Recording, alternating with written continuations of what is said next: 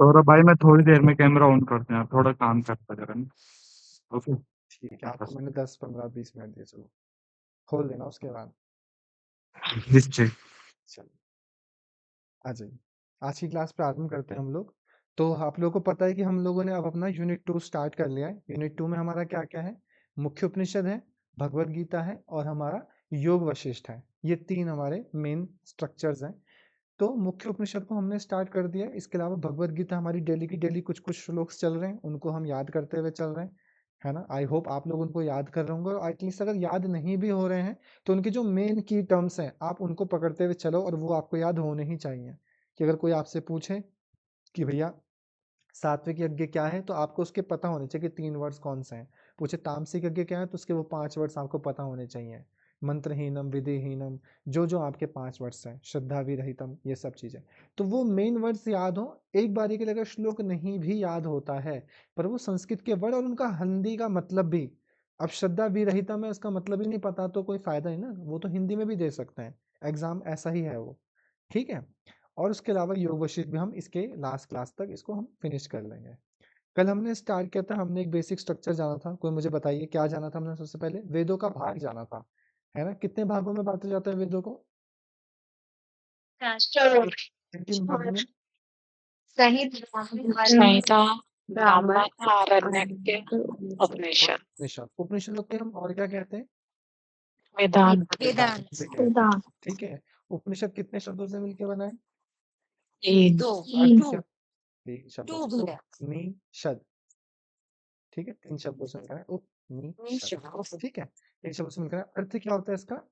गुरु के समीप बैठकर गूढ़ ज्ञान को प्राप्त करना, है ना। और भी मतलब हो सकता है, मतलब व्याख्याकार अपनी तरीके से व्याख्या कर सकते हैं, पर यही ये इन वर्डों को ये मेनली डिनोट करता है। फिर हमने पढ़ा कुल जो हमारे टोटल उपनिषद है उनकी संख्या कितनी है? 108, 108 है। 108 उपनिषद ये बताया किसमें कि 108 है? उपनिषद, ठीक है, तो उसमें हमको पता है कि 108 डिवाइड कैसे है। अगर मैं पूछूं ऋग्वेद से कितने उपनिषद आ रखे हैं हमारे? 10 उपनिषद। मैं आपसे पूछूं कि सामवेद से कितने उपनिषद लिए गए हैं? 16, 16। मैं आपसे पूछूं कि कृष्ण यजुर्वेद से कितने लिए गए हैं? 32। फिर मैं आपसे पूछूं अथर्ववेद से कितने लिए गए हैं? 31। तो इतना अगर आपको याद है तो बाकी आप प्लस माइनस करके जो बचे वो आपके शुक्ल यजुर्वेद में आ जाएंगे, ठीक है। इसके अलावा हमने जाना कि जो 10 मुख्य उपनिषद है उनको मुख्य उपनिषद क्यों कहा गया, या हम उन्हीं की स्टडी ज्यादा क्यों करते हैं? शंकराचार्य का भाषण होने के कारण उनको वेरी मुख्य नाइस, बोला वेरी गया है। नाइस। क्या बात है, आप लोग खतरनाक हो गए यार। इतना खतरनाक पढ़ाऊंगा मैं तो फिर तो 300 में से 400 नंबर, ठीक है। कोई कोई पीछे पीछे ऐसे नहीं खाली मुंह में मिला रहा है, ऐसे करके तो नहीं कर रहा खाली मुंह में मिला रहा हूँ, बोलना जवाब देना। 10 उपनिषदों को क्रमशः बताओ क्या क्या है? ईसा के कथ्य, प्रसन्न, मांडुक्य, ऐत्रेय, तैत्तिरीय, छांदोग्य, बृहदारण्यक। ठीक है। किसी को कोई ट्रिक अगर याद है जैसे हमने कल बनाई थी? पीएम मोदी, हाँ मोदी, हाँ, अटल से बेहतर, हाँ, है ना। अटल से बेहतर कर दो, ATCV, है ना। जैसे हमने बना दिया। अगर किसी को बाई चांस से याद नहीं होता, एटलीस्ट एक निमोनिक तो याद रखो, है ना। इक्का कर दिया था हमने ना, IKK, ईश केन कट, PM मोदी, प्रश्न मुंडक मांडुक्य, ठीक है। फिर अटल से बेहतर लिखा ना, ATCV, ठीक है। ऐत्रेय तैत्तिरीय छांदोग्य बृहदारण्यक। अब हमने बताया था कि इसमें कौन कौन से उपनिषद कहाँ कहाँ से ले गए। तो हमने पेयरिंग कैसे करी थी? ईशावास्य उपनिषद की पेयरिंग किसके साथ है? बृहदारण्यक। कहाँ से लिया गया है? ठीक है। फिर हमने बोला दूसरा उपनिषद कौन सा हमारा? केन उपनिषद। केन की किसके साथ है? छांदोग्य, अर्थात छंद किसमें होते हैं? छन छन की आवाज मतलब साम, सामवेद में। फिर हमने बोला तीसरा कौन सा हमारा? कठ उपनिषद। कठ की किसके साथ कर रखी है? किसके साथ पेयरिंग है? तैत्तिरीय उपनिषद के। और कौन सा उपनिषद, कौन सा वेद है हमारा? कृष्ण यजुर्वेद। फिर हमने बोला हमारा था प्रश्न मुंडक मांडुक्य, तो ऐसे करके बन रहा था ना हमारा। इससे क्या है हमारा? अथर्ववेद। और लास्ट बचा हमारा कौन सा? ऐत्रेय उपनिषद, जो हमारा कहाँ से लिया गया? ऋग्वेद। आई होप आपको ये बेसिक स्ट्रक्चर तो बहुत अच्छे से याद हो गया है। फिर कल हमने स्टार्ट किया था क्या हमारा? ईशावास्य उपनिषद। ईशावास्य उपनिषद हमारा कहाँ से लिया गया है? शुक्ल यजुर्वेद का 40वां अध्याय, ठीक है, बार बार अपने माइंड में रिपीट करिए। शुक्ल जीवित का 40वां अध्याय, ये जो है ना आपका, ये उंगलियों पे याद होने वाले ग्रंथ है सारे। आपका हट, आपके जो मैंने योग सूत्र बताया आपको, वो उंगलियों पे याद हो सकता है, आपकी ये उपनिषद उंगलियों पे याद, आपको हर एक चीज आपकी टिक में बैठ सकती है। मैं बताऊं आपको, आपको किताब खोलने की दोबारा जिंदगी में जरूरत भी नहीं पड़ सकती, आप इसको इतना बेहतर याद कर सकते हैं। ठीक है, मुझे भी जरूरत नहीं पड़ती है इनको दोबारा रिवीजन करने के लिए, मुझे ऐसे ही याद आते रहते हैं अपने आप पे, क्योंकि उतनी मैंने प्रैक्टिस करी है और इसका जो ज्ञान है ना वो बहुत कनेक्टेड है, तो आपको वही समझते हुए चलना है। इसमें मंत्रों की संख्या कितनी है ईशावास्य उपनिषद में? 18। और ये सबसे छोटा उपनिषद है क्या? दूसरा सबसे छोटा उपनिषद है। Very good. इसका पहला मंत्र क्या है, जिसको भी याद है वो बोलो। शावास्यं सर्वं यत् यत् किंच किंच जगत् जगत् तेन तेन बुद्ध्या मा ठीक है, एक संपूर्ण बस अर्थ बता दो इसका। कौन बताएगा? शिवम जी बता देंगे। चलो एक संपूर्ण व्याख्या बता दो कि क्या कहना चाहता है ये मंत्र, बिना पढ़े अपने मन से। ये कह रहा है कि ओम ईशावास्यमिदं सर्वम यत् किंच जगत्याम जगत की जो कुछ भी इस जगत में किंच मात्र भी चीजें हैं वो सब कुछ ईश्वर का ही है, उसी में व्याप्त है। फिर बोलता है हमें कि तेन तत्तेन बुद्धिदा माँ हृदय कट शुद्धनम, कि हमें अपना खाली जो हमारे पास है उसी में रहना चाहिए, बाकी किसी के भी धन को या किसी भी चीज को अपना बनाने की कोशिश नहीं करनी चाहिए, ठीक है, क्योंकि सब वेरी कुछ नाइस। ईश्वर का ही है, किसी से कुछ लेने का वो वारी नहीं जी, है। हाँ जी, बच्चों को समझा के यहाँ पे खड़ा होकर नहीं प्रिया जी करेंगे। आपका माइक खुला हुआ है। ठीक है, ठीक है। तो मतलब हमको बेसिक बेसिक तो पता चल गया कि वो कहना क्या चाहता है। कुछ कुछ वर्ड तो बहुत कॉमन है कि ईशावास्यम इदम सर्वम यत् किंच जगत्याम जगत। तो किंच से आपको पता है किंचित मात्र, कुछ भी। जगत्याम जगत मतलब पूरे जगत में। ईशा मतलब ईश्वर का वास है, इस संसार में जो कुछ भी उसमें ईश्वर का वास है। तो तेन तक तेन भुंजदहा मत माँ गृधा, अर्थात माँ मतलब नहीं, नहीं करना चाहिए क्या हमको, उसी भाव से कि सब कुछ ईश्वर का ही है, तो हमें कभी भी किसी के धन को चुराने की कामना नहीं करनी चाहिए। ठीक है, ये आपको बताया गया। फिर हमको क्या बोला? दूसरा दूसरा मंत्र कौन बताएगा? अपना हाथ खड़ा करो फटाफट से।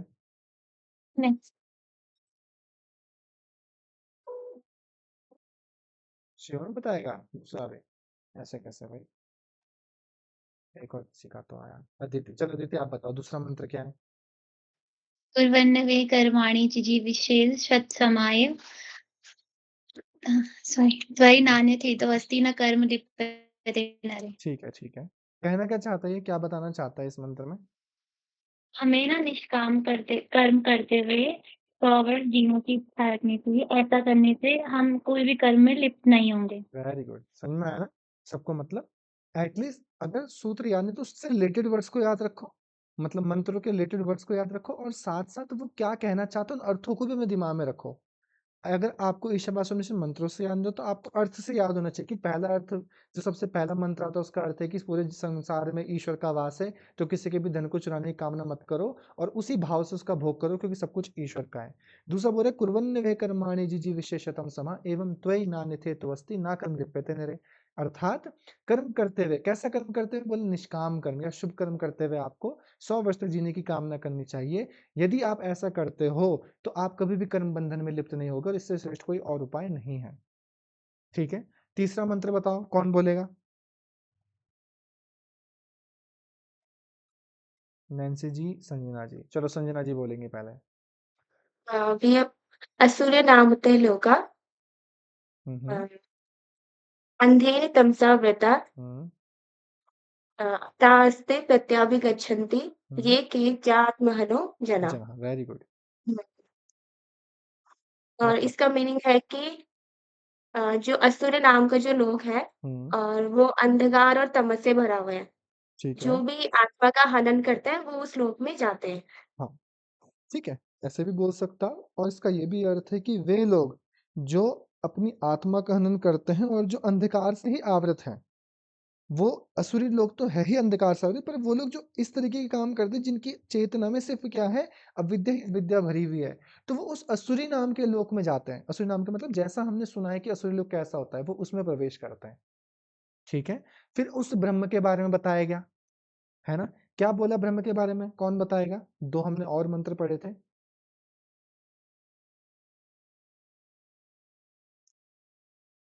बताओ बताओ आगे के 2 मंत्र और है क्या, जल्दी जल्दी फिर हम आगे बढ़ेंगे। थोड़ा-थोड़ा याद है वो ना हाँ कोई दूसरे दिन। नहीं, मैं कौन सा बोल रहा हूँ कि बिल्कुल एक किताब जैसे, बताओ कोशिश। अनेजिदेकं मनसजवीयो नैन देवम आपनु पूर्वमर्शत्। हम्म, वो थोड़ा अजीब सा शब्द है। हम्म। अंत्येति तद्धावतो तद् अन्य तद्धावतो अन्य अन्य अन्य अंतयेति, अंत्येति तद्धावतो अन्य तिष्ठति अंतयेति। हाँ। तिष्ठति हम्म, तस्मिन् आपो मारुतिष्व ददाति। ठीक है, ये रहा ना। मतलब जो तद्धावतो अन्य अंतयेति तिष्ठित तस्मिन् आपोः मातृष्व ददाति। तद्धावतो, वह भागते हुए, मतलब वह अगर नहीं भी भागेगा या फिर जो भागने वाले उनका भी अंत कर जाता है, मतलब उनका भी अतिक्रमण कर जाता है। तिष्ठित मतलब बैठे हुए भी। ठीक है, बताओ पूरा मतलब बताओ इसका।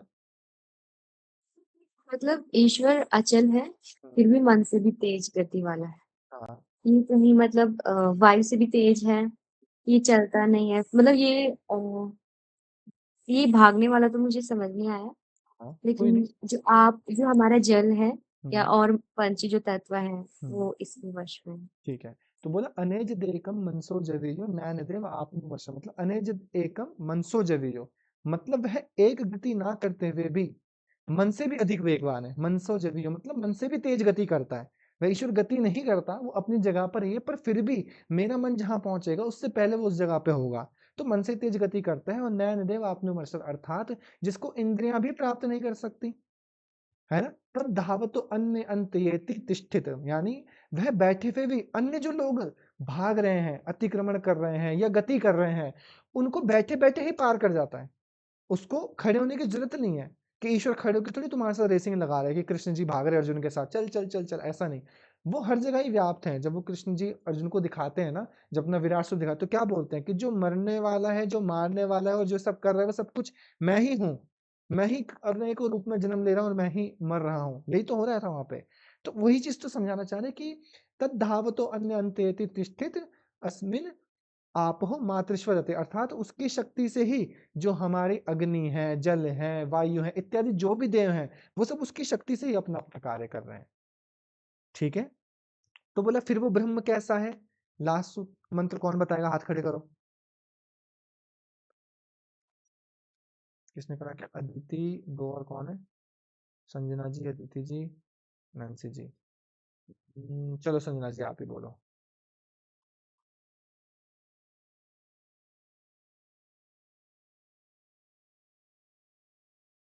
संजना जी बोलो। हाँ, मेरे को लगा भैया माइक ऑन है। हाँ, अब त बोलो। बोलूं? हाँ हाँ। तद्दे जति तन्ने जति तद्दूरे तद्वन्तिके तदन्तरस्य सर्वस्य तदु सर्वस्य अस्य बाह्यता।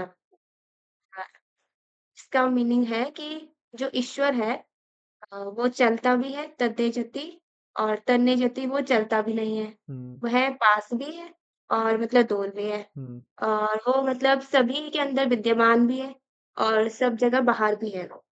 वेरी गुड, है ना। तो कितना बोला, कितने प्यार से बोलना कि तद एजति तद अनएजति, मतलब वो गति करता भी है, वो गति नहीं भी करता। तद दूर है तद अंतिक है, वह दूर भी है वह पास भी है।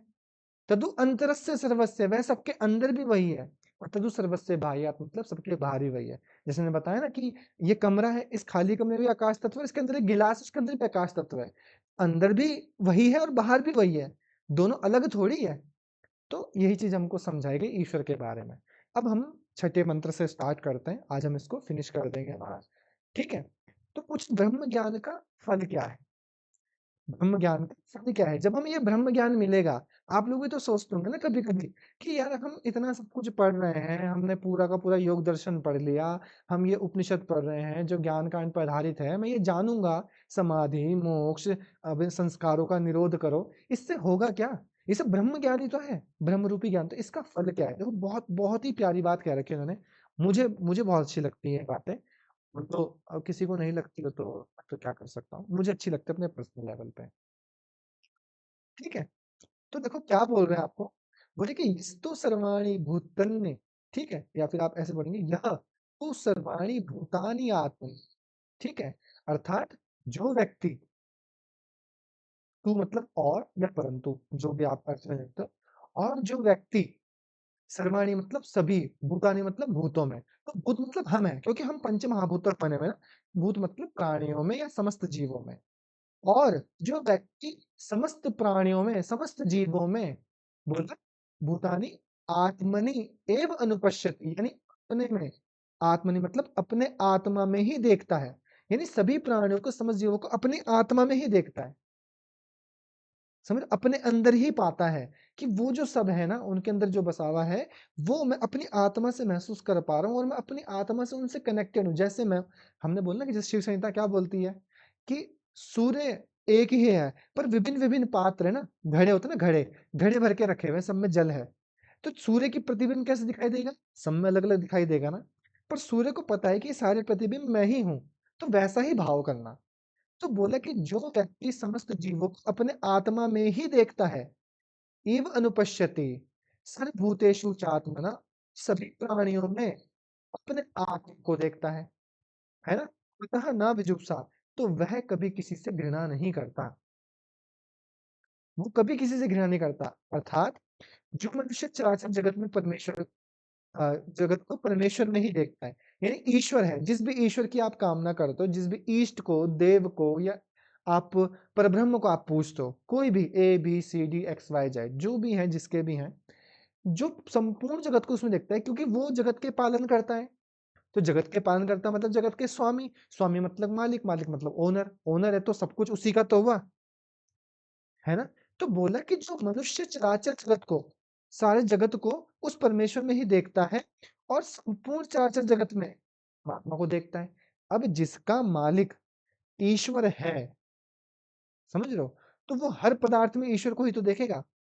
एक तो है कि आपको पता है कि ये सब किसका है, हमने बोला दीक्षा जी का है ना। ये सब पदार्थ किसका है? दीक्षा जी का है। तो भी कि मनुष्य चराचर जगत को परमेश्वर में देखता है, यानी इसके मालिक भी दीक्षा जी है, इसके मालिक भी दीक्षा जी, इसके मालिक दीक्षा जी है, और संपूर्ण चराचर जगत में ही परमात्मा को देखता है। कभी किसी और ने पूछा कि ये किसका था, अरे हमारे साथ एक दीक्षा जी ना, उनका था। इंडिविजुअल लेवल पे भी हर चीज दीक्षा जी की है, हर नाम के पीछे दीक्षा जुड़ी हुई है। वह निंदित आचरण नहीं करता, वह कभी भी किसी के साथ कोई भी ऐसा भाव नहीं करेगा जिससे कोई निंदा हो, किसी को कष्ट पहुंचे, यानी विजुगुप्सा। विजुगुप्सा में हमने किसमें पढ़ा है? हमने योग दर्शन में पढ़ा है ना, शौचात स्वांग जुगुप्सा पर असंसर्गा, है ना वहां पे। तो जुगुप्सा मतलब घृणा करना, तो कभी किसी से घृणा नहीं करेगा।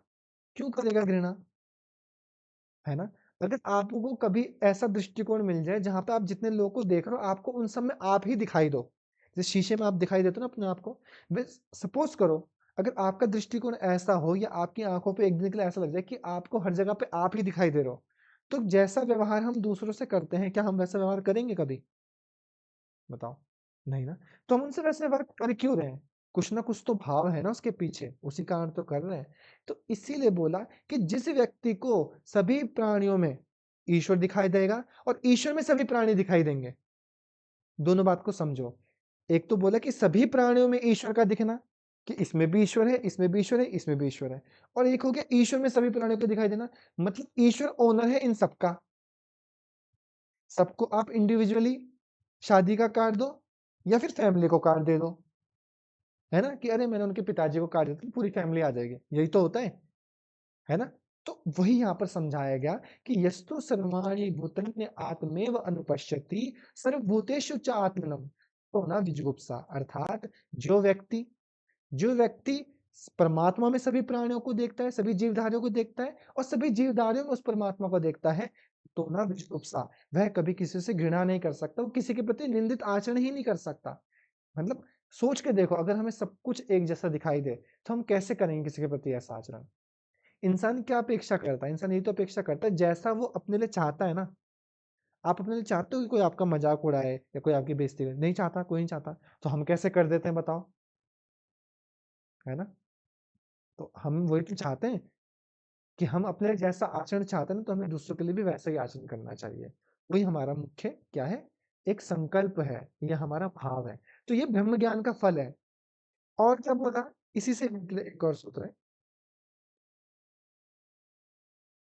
बोला कि यस्मिन् सर्वाणि, यस्मिन् मतलब जिसमें या जिस अवस्था में, सर्वाणि मतलब सभी, भूतानि मतलब प्राणी है समस्त जीव, ठीक है।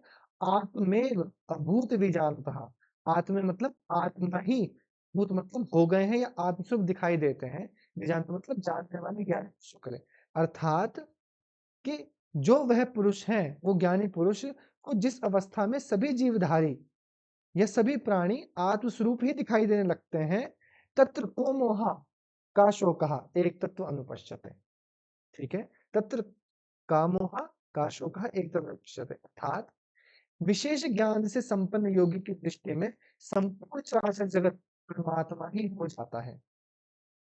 जब आप इस ज्ञान को भरते भरते उपनिषदों के, दर्शनों के, हठ शास्त्रों के, इन सबको ज्ञान को भरते भरते जब आप एक उच्च लेवल पे पहुंचोगे भाव रूप से, है ना, वैसे तो हम योगी की संज्ञा पे नहीं पहुंच पाएंगे, योगी तो बहुत श्रेष्ठ कोटि के होते हैं, पर जब हम एक साधक भी बन पाते हैं, ट्रू साधक भी बन पाते हैं, तब क्या होगा, हम संपूर्ण चराचर जगत में परमात्मा ही हो जाता है। तो उसकी दृष्टि संपूर्ण चराचर जगत परमात्मा हो जाता है, मतलब उसको इस पेन में भी परमात्मा दिखेगा, उसको बॉटल में परमात्मा दिखेगा, उसको पहाड़ पत्ते हर जगह पे परमात्मा ही दिखाई देगा।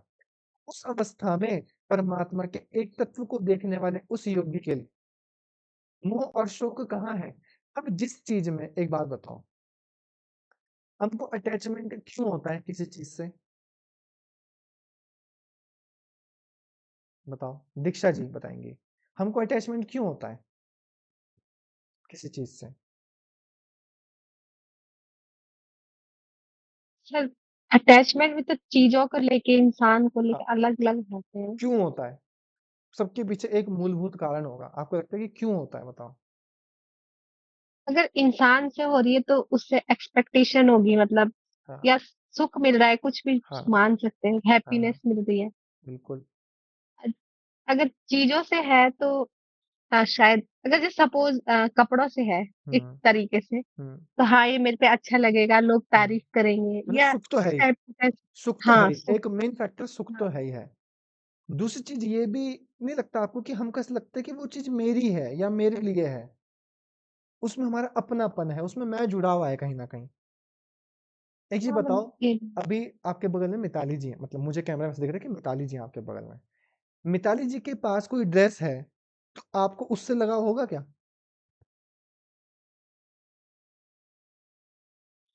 सर मेरे को तो नहीं होगा। नहीं होगा ना, ऑब्वियसली, मेरा क्योंकि वो आपका नहीं है ना।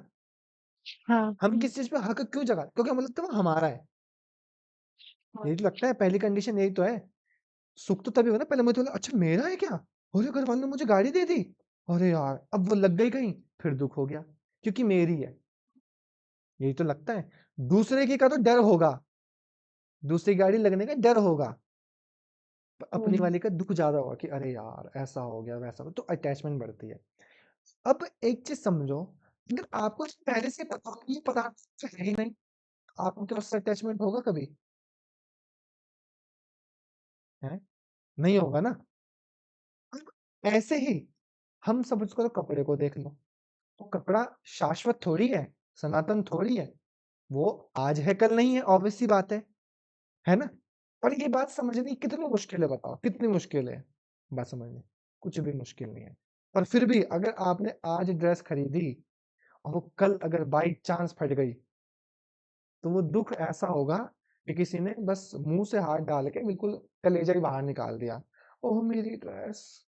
क्यों, वैसे ड्रेस से कोई दिक्कत नहीं है, दिक्कत किससे, पैसा, वो जो पैसा गया, क्योंकि पैसा मेरा पैसा था ना, जब आप कमाओगे ना तब पता चलेगा आपको कितनी मेहनत से आती है वो मेरा पैसा, वो मैं का भाव।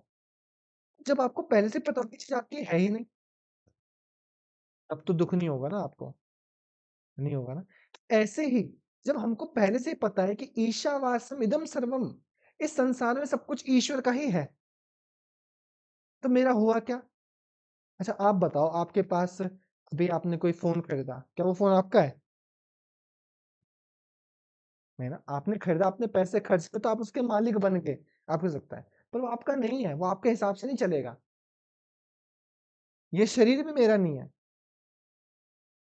ये शरीर मेरा नहीं है, मेरा होता तो मेरे कहने पर रुक जाएगा, नहीं रुकेगा। पर जो मैं हूं वो मैं कौन हूं, आत्मा, मैं अपने हिसाब से रहूंगी, मैं उस आत्मा को फलीभूत कर सकता हूँ, क्योंकि वो तो अजर अमर अविनाशी है और मैं वही हूं।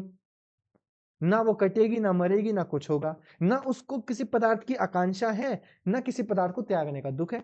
उसको थोड़ी है दुख, वो तो स्वार्थ है ना किसी चीज के पीछे। तो इसीलिए बोला कि अर्थात मोह और शोक के स्थान तो भौतिक पदार्थ है। जब उनसे संबंध त्याग कर मोक्ष के ब्रह्म को भी सर्वत्र देखता है, उसे मोह शोक नहीं सताते।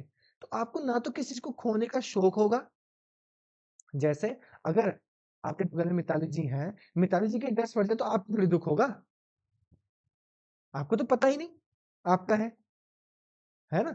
और ऐसा भी नहीं कि उनके पास थी, आपने ली तो आपको उससे लगाव हो गया, लगाव भी नहीं होगा क्योंकि आपको पैसे पता है उसकी है कि नहीं है। तो इसीलिए बोला गया है हमको, क्या बोला कि यस्मिन् सर्वाणि भूतन्य एव अभूत विजानतः तत्र को मोहः कः शोकः एकत्व अनुपश्यते। अर्थात जब योगी उस उच्च अवस्था में पहुंचकर पदार्थों में, संपूर्ण चराचर जगत में एक दृष्टि में उस परमात्मा को ही हो जाता है, या संपूर्ण चराचर जगत और परमात्मा एक ही हो जाते हैं उसके लिए, एक ही।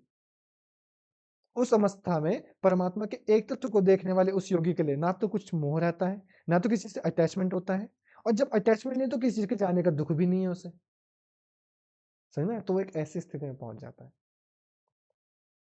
समझ में आया? Yes no? तो जाने का दुख नहीं होगा तो आने का भी कुछ नहीं होगी। तो वो जब हमारा है नहीं तो भी तो मोह भी नहीं हुआ, मैं तो कह रही हूँ वही। कुछ भी नहीं होगा उसे। देखो मोह होगा सुख की प्राप्ति होगी, उसको मोह भी नहीं है ना। सुख मिल रहा है ना, जिस उन्होंने बोला कि मैंने कहा कि आपको क्यों है, उन्होंने बोला कि सुख मिलता है। सुख क्यों? क्योंकि मोह है ना, अटैचमेंट है, तभी तो मिल रहा है सुख। वरना मिताली जी ने कपड़े खरीदे, दीक्षा जी को खुशी ही नहीं हो रही, खरीदे तो आपने। पर जब हो सकता है ऐसा हो कि जब वो भाव विभोर हो जाए, उनको सबको एक रूप में देखे, तो उनको आपकी खुशी में भी खुशी दिखाई दे, नहीं होगा। मैत्री करुणा मुदिता उपेक्षा नाम सुख दुख पुण्य पुण्य विषय नाम। तो सुखी व्यक्ति के प्रति मित्रता का भाव रखे तो आप भी तो सुखी होंगे। तो वहां पे वो सुख कैसा होगा? भाव रूप में होगा कि अरे बहुत अच्छा हुआ यार, उसने खरीदा, मुझे तो बहुत खुशी है यार, उसकी जॉब लग गई, मुझे तो बहुत अच्छा लगा कि उसका जेआरएफ हो गया। यही तो भाव आता है। पर जहां वो भाव नहीं होता तो वहां पे कैसा होता है? अरे यार मेरा भी निकल जाता यार, भयंकर, मैं तो इतना ज्यादा पढ़ती थी, वो तो इतना, हम वहां पे फिर भेद दें, वो तो इतना पढ़ती भी नहीं थी, मेरे को पता मैंने कितना पढ़ा। अब किसी को क्या पता भाई, तुमने पढ़ा नहीं पढ़ा कि बस सर का बेवकूफ बनाया, किसी को थोड़ी पता क्या करा, है ना।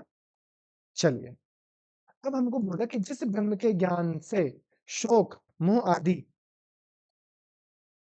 की निवृत्ति हो जाती है, उसके स्वरूप का प्रतिपादन करके उसका स्वरूप कैसा है, ठीक है। तो बोला सह, वह जो परमात्मा है, उस परमात्मा के लिए बोला, बोला पर्यगात, पहला वर्ड है पर्यगात। आप देख लो क्या पता कभी आ जाए, क्योंकि अब इस तरह के प्रश्न बन रहे हैं, तो आ सकता है कि ईशावास्य के अनुसार इसको क्रम से लगाओ, ठीक है। तो आप इसको देख लीजिएगा एक बारी, क्योंकि मैं देख चुका हूँ इतना पैटर्न, तो मुझे लगता है कि ये भी कभी ना कभी ऐसा बम फूटा जा सकता है कि ना इसमें मंत्र कम है, तो उनको पूछने में कोई चिंता नहीं है ऐसे प्रश्न को, ठीक है। तो क्या बोला? पहला पर्यगात, ईश्वर के बारे में बता रहे कि ईश्वर क्या है? पर्यगात, अर्थात सर्वत्र व्याप्त है, जो चारों ओर स्थित है कि नहीं है? वो चारों ओर है। फिर बोला शुक्र या शुक्रम, शुक्र मतलब अत्यंत तेजस्वी है वो, जिसके तेज से सूर्य चमक रहा है, सोचो जिसके प्रकाश से सूर्य चमक रहा है वो कितना तेजवान होगा, तो अत्यंत तेजस्वी या प्रकाश रूप, उसको बोला शुक्रम। फिर बोला अकाय, काया, काया मतलब होता है शरीर, अ लग गया तो शरीर से रहित, देह से रहित। अभी बोला कि सर कृष्ण जी का तो देह था, राम जी का तो देह था, वो जब पृथ्वी लोक में आए तो यहाँ पर आने के लिए उस स्वरूप का होना लाजमी है, वो तो होना ही है, परंतु वैसे उसका कोई स्वरूप नहीं है, वो परब्रह्म एक प्रकाश, एक चेतना, एक परम चेतना के रूप में है, उसका कोई अपना स्वरूप नहीं है, ठीक है। तो अकाय मतलब शरीर से रहित है, देह से रहित है।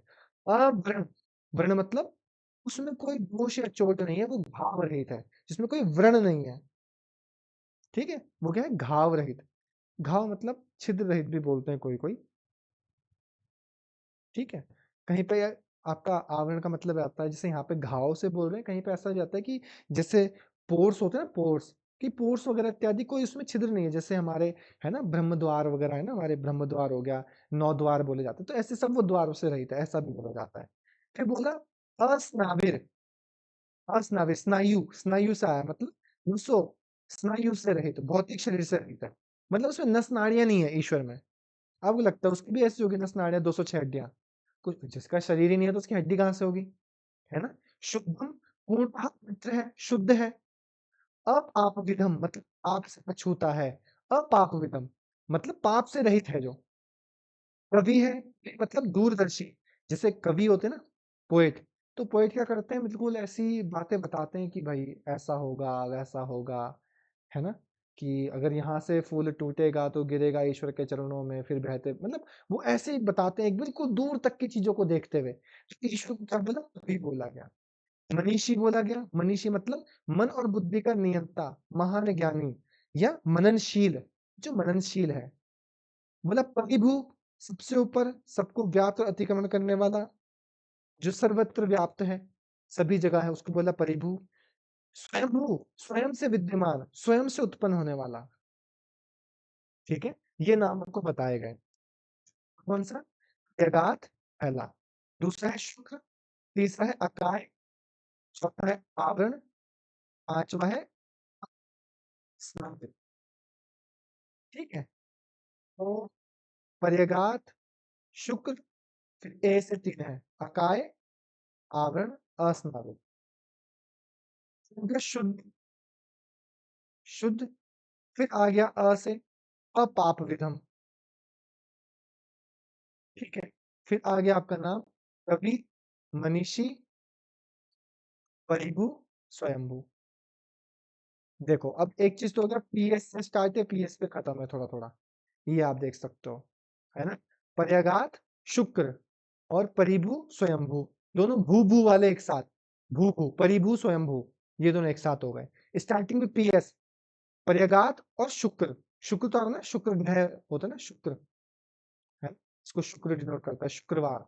तो ऐसे आप कर सकते हो। कितने हो गए, 3, अकाय, आवरण, अस्नावित।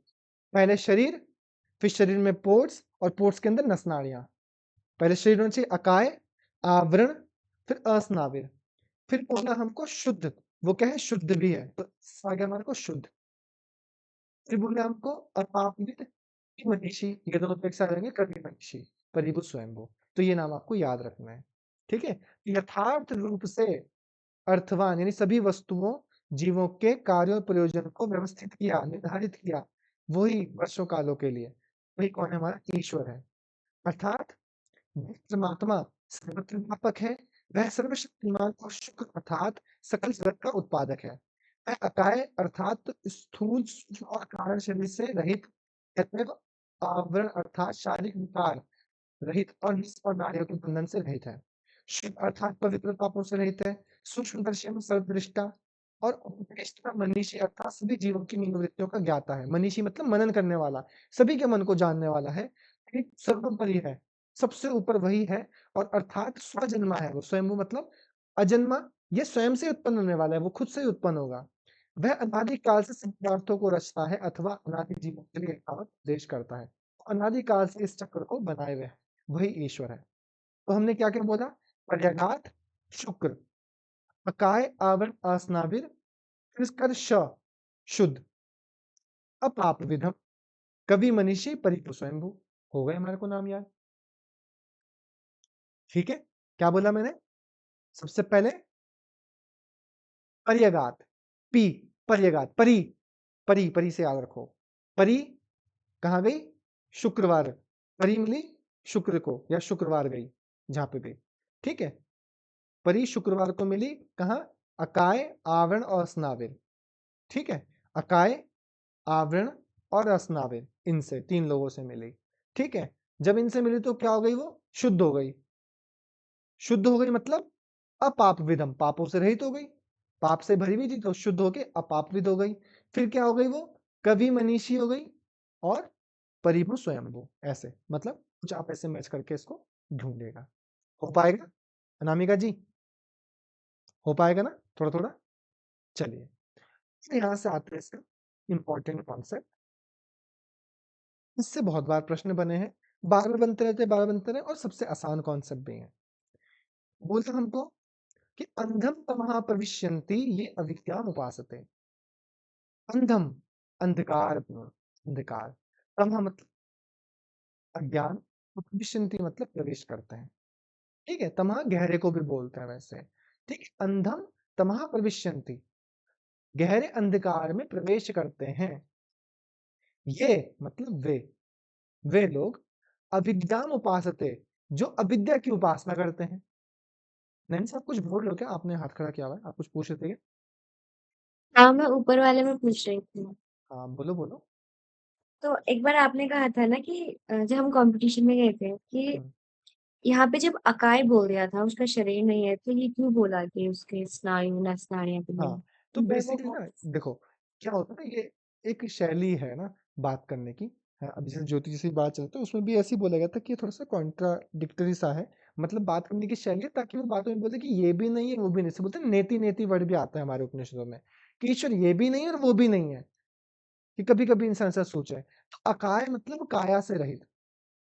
ठीक, काया मतलब जिसका स्थूल शरीर में अगर देखा जाए, तो अब बोले नस नाड़ी से रहित, अर्थात जब इसे नस नाड़ियां हैं तो नस नाड़ियों में क्या होता है, मल इत्यादि भी भरा रहता है। तो ये उस परिप्रेक्ष्य में बोलना चाह रहे हैं कि जब वो अकाय है, जब आप सोच रहे हो कि स्थूल से रहित है, तो उसके अंदर अगर ये आपको ऐसा लगता है कि शरीर भी है या उसके अंदर नस नाड़ी भी होगी, तो नहीं, ऐसा नहीं है।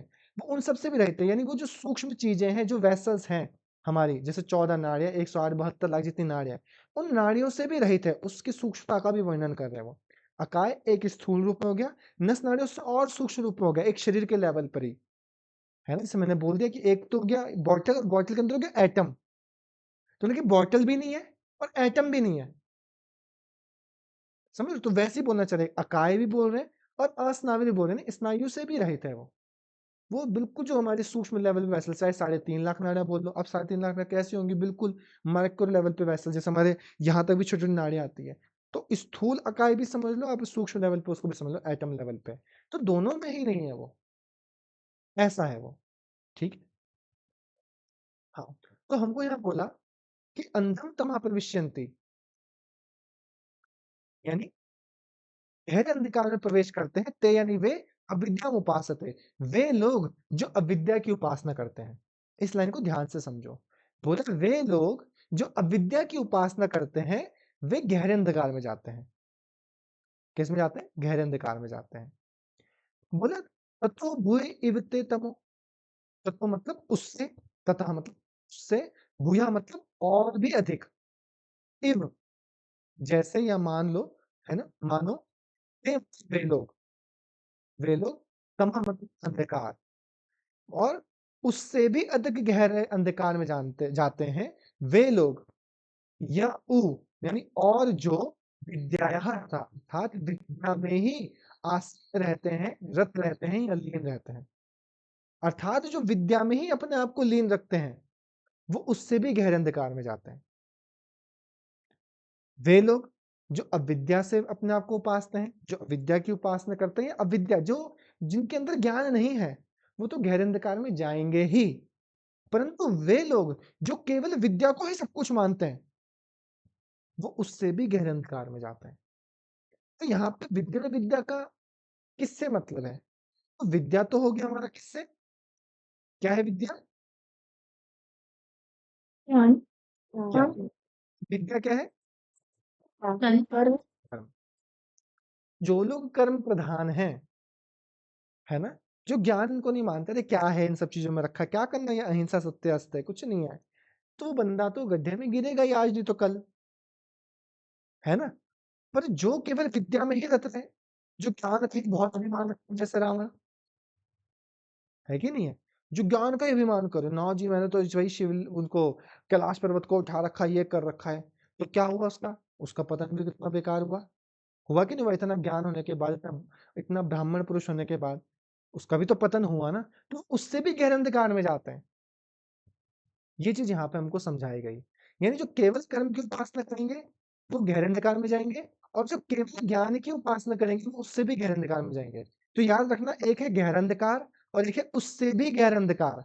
आप व्याख्या पढ़ सकते हैं, मनुष्य ज्ञान कांड की अपेक्षा क्यों कर्म से वे गहरे अंधकार में प्रवेश कर, अंधम अंधकार का मतलब, और जो जो करके केवल ज्ञान में ही रमण करते हैं, वे उससे भी अधिक गहरे, उससे भी अधिक गहरे। तो भूय इव तमो, ठीक है, बुरा इव तमो, ये सभी गहरे अंधकार में को प्राप्त करते हैं, इसलिए उपासक को ज्ञान पूर्वक ही कर्म करना चाहिए। तो हमें क्या करना चाहिए? ज्ञान पूर्वक कर्म करना चाहिए, ठीक है। तो हमें क्या बोला इसके बाद?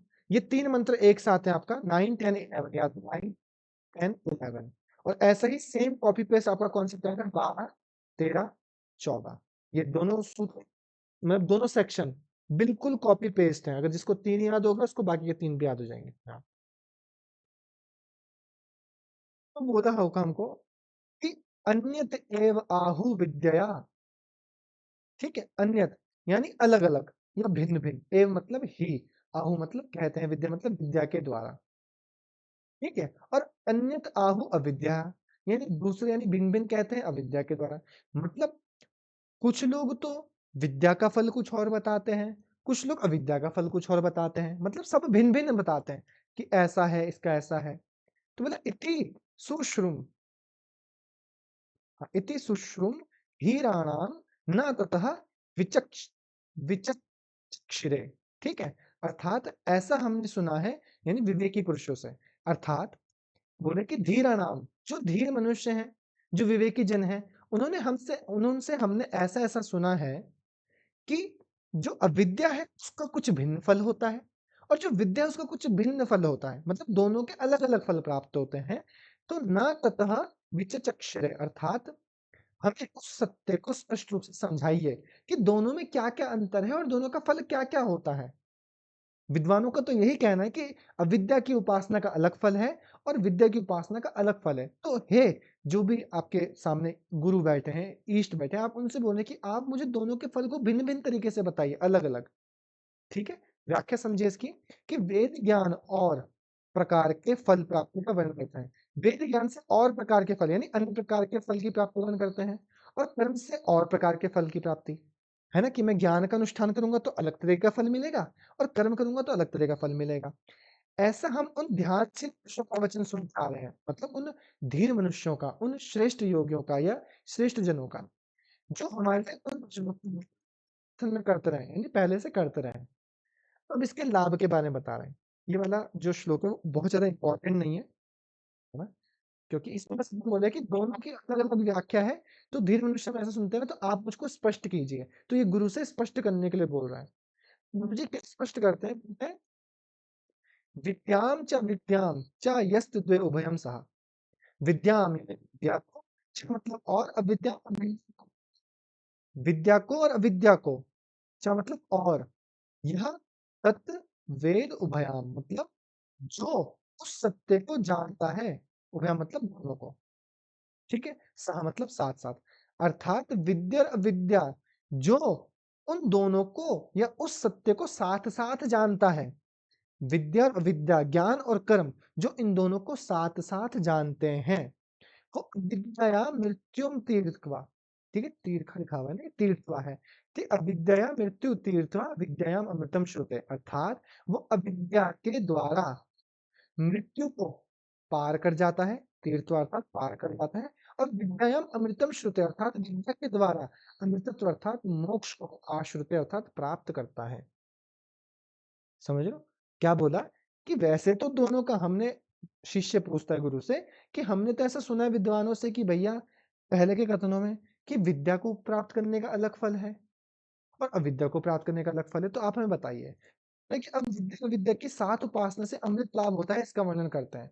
तो बोले विद्यायाम च यस्त द्वे उभयम सह, अर्थात जो मनुष्य, जो योगी विद्या और अविद्या को अर्थात ज्ञान और कर्म दोनों को साथ साथ जानता है, इक्वल लेवल पे, इक्विलिब्रियम, कि भाई विद्या क्या है, नॉलेज कितनी जरूरी है और नॉलेज का कर्म कैसे करना है। यानी सीधी बात है, केवल ज्ञान नहीं, केवल कर्म नहीं, चाहिए ज्ञान युक्त कर्म,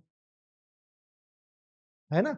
एक हो गया उठाया हठ ग्रंथ जी, हठ योग प्रदीपिका सड़ सड़ सड़ सड़ पेज पलटते गए और पढ़ लिया, हाँ जी रीडिंग मार ली जी, हो गया याद। एक तो यही क्या है, कर्म है। और देखिए ज्ञान युक्त कर्म, ज्ञान युक्त कर्म मतलब, अच्छा पहला चैप्टर था इसमें हमको यही बताया गया, साधक बाधक बताया गया। साधक बाधक क्या है जी, अत्याहार प्रयास जल्पो नियम आग्रह जनसंग लौल्यम, ये बता दिया, है ना। और उसमें क्या बता रखा हमको, उत्साह साहस, मतलब ऐसे से करके हमको बता दिया, है ना। कि यूएसडी तनुज ना उत्साह साहस धैर्य तत्वज्ञान निश्चय जनसंघ। तो ये भी याद करते हुए चल रहा है, अपनी टिप पे बिठा चल रहा है, तो दोनों को जान रहा है ना वो। कर्म तो वो भी कर रहा है, पर कैसे कर रहा है? ज्ञान पूर्वक कर रहा है। क्या जरूरी है? अच्छा, योग दर्शन ने किया था ना, योग दर्शन में मुझे पता है पहला सूत्र ये था, इससे स्टार्ट होता है, लास्ट में समाधि पे खत्म होता है। उसका दूसरे में हमको तो भाई किससे बता रखा था, क्रिया योग से स्टार्ट करता है, फिर बढ़ते बढ़ते आगे अष्टांग योग भी है, प्रत्याहार पे खत्म होता है तो ये ज्ञान पूर्वक कर्म है ना। एक है कि भैया उठाया 195 सूत्र, बस सट सट सट सट देखता गया। तो हमको क्या करना है? दोनों को साथ साथ जानना है। जब हम दोनों को साथ साथ जानेंगे तो अपने कर्मों के द्वारा मृत्यु को पार करेंगे। ठीक है, अपने कर्मों से, कर्म कांड के अनुष्ठान से हम क्या कर सकते हैं? मृत्यु को पार कर सकते हैं, अपित्या मृत्यु के द्वारा, और विद्या से यानी ज्ञान के द्वारा हम अमृत अर्थात मोक्ष को प्राप्त करते हैं। समझ लो, क्योंकि आत्मा का गुण है ज्ञानाधिकरणम। आत्मा ज्ञान का अधिकारी है, वो ज्ञान को प्राप्त करती है और ज्ञान के स्वरूप को जानती है।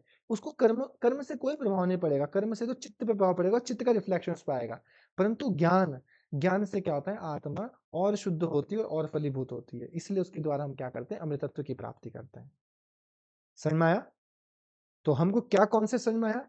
पहले बोला कि दो चीजें हैं, एक है विद्या, एक है अविद्या। तो विद्या क्या है हमारी? विद्या को क्या बोलेंगे हम? ज्ञान। ज्ञान। और विद्या को क्या बोलेंगे? कर्म। हाँ, जो केवल अविद्या की उपासना करेगा उसका क्या होगा? अंधकार, घोर अंधकार में जाएगा। गहरा अंधकार, घोर अंधकार। और जो केवल विद्या की उपासना करेगा वो उससे भी गहरा अंधकार, उससे भी, याद रखना, पहले अविद्या है गहरा अंधकार, उससे भी गहरा अंधकार है किसका? विद्या का।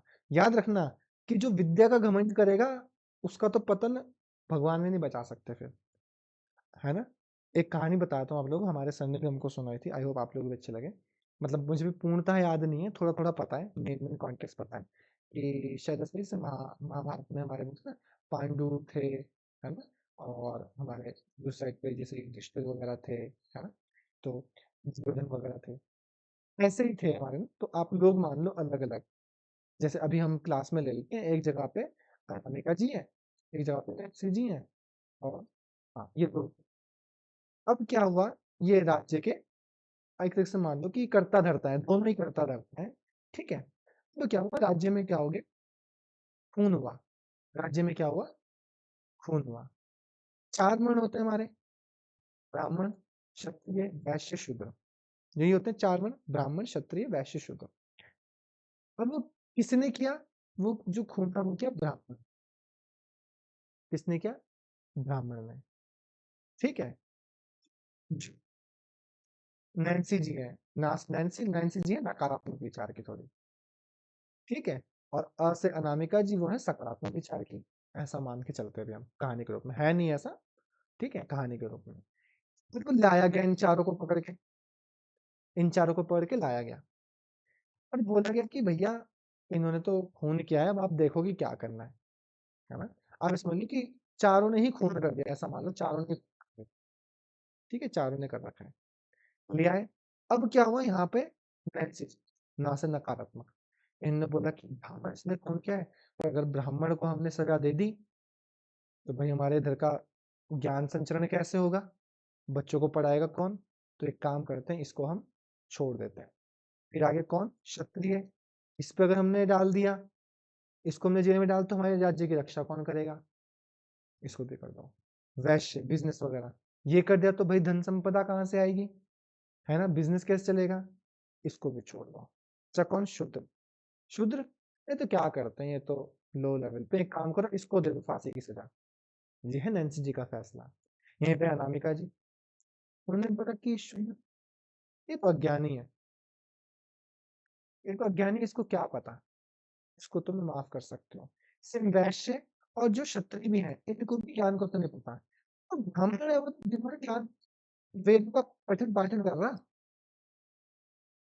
वो तो दिन रात जान रहा कि अहिंसा क्या है, किसी को मानना चाहिए। तो जो दिन भर जान रहा वो ऐसे कर्म करेगा तो मुझे नहीं लगता कि वो क्षमा के काबिल है। अनामिका जी का फैसला है कि ब्राह्मण को सजा मिलनी चाहिए। एक बार के लिए बाकी को तो छोड़ भी दूं क्योंकि उनको तो नहीं पता, पर जिसको पता है और वो ये गलती कर रहा है, तो बताओ फैसला किसका सही है? वोट करो भैया। नैन्सी जी का फैसला सही है। नैन्सी और अनामिका जी नहीं कर सकते वोट, बाकी लोग बताइए। नैन्सी जी का सही है कि अनामिका जी का सही है? जल्दी बताओ। अनामिका। अरे तेरे अनामिका के वोटर्स बढ़ गए। अरे अब तो लाइट भी चलेगी नैन्सी के यहाँ। अनामिका जी का ना, क्योंकि उन्होंने साफ बोला कि जिसको ज्ञान है वो ऐसी गलती करे। अरे जिसको अज्ञान है, जिसको पता ही नहीं, वो तो गलती करेगा ही ना भाई। उसको तो पता ही नहीं है ना। हम जिस बच्चे को पता ही नहीं कि भैया इसको छूने पे करंट आता है, वो तो छुएगा ही। अब तुम बेवकूफ हो, तुम्हें पता है करंट आता है, फिर भी तुम छू रहे हो, तो फल तो तुम्हें मिलेगा ना भाई उसी हिसाब से। तो तुम माफी के काबिल थोड़ी हो। तो वही चीज यहाँ पे बताई थी कि जो दोनों को साथ में जानता है और विद्या से वो मृत्यु को पार करता है और विद्या से अमृतत्व की प्राप्ति करता है। समझ में आया? तो ये फल आपको याद रखना है कि किससे मृत्यु पार करती है, यही क्वेश्चन है आते हैं, और किससे अमृतत्व की प्राप्ति होती है। ये प्रश्न पूछ जाएगा कि कौन गहरे अंधकार में जाता है और कौन अंधकार में जाता है। वर्ड को समझना है, गहरा अंधकार और उससे भी गहरा अंधकार, ये वर्डों को पकड़ना आपने। ठीक है, इसी से सिमिलर कॉन्सेप्ट आता होता है संभूति और असंभूति का। बिल्कुल देखो सेम कॉपी पेस्ट श्लोक है कि अंधम तमा प्रविश्यन्ति ये असंभूति उपासते ततो भूय इवते तमो या संभूत्याम रतः। अब असंभूति और संभूति क्या होता है? मतलब असंभूति होता है व्यक्त की, असंभूति मतलब अव्यक्त। ठीक है,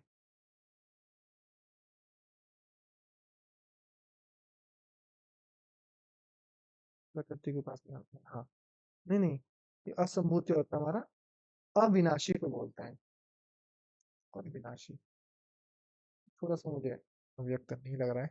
ठीक है, और संभूति होता है, रुक जाओ मैं थोड़ा सा कुछ गलत बोल रहा हूँ शायद। बता